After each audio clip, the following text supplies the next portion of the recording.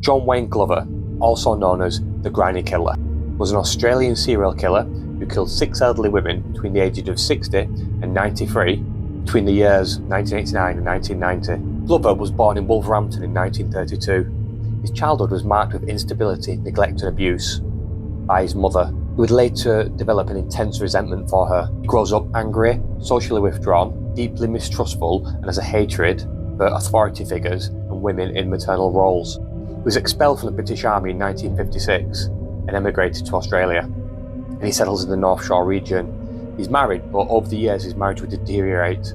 On March 1st, 1989, he attacked and murdered Gwendolyn Mitchell Hill. He'd proceed to beat her over the head with a hammer and then flee the scene. May the 9th, 1989, Glover attacked and killed Lady Winfreda Ashton.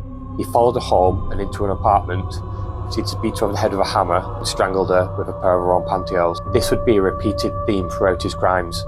After killing his 5th victim, Muriel Faulkner, Glover visited Greenwich River Hospital to sell pies. This was one of his jobs. He proceeded to fondle one of the old residents. When he was later identified by a photograph, he attempted to commit suicide.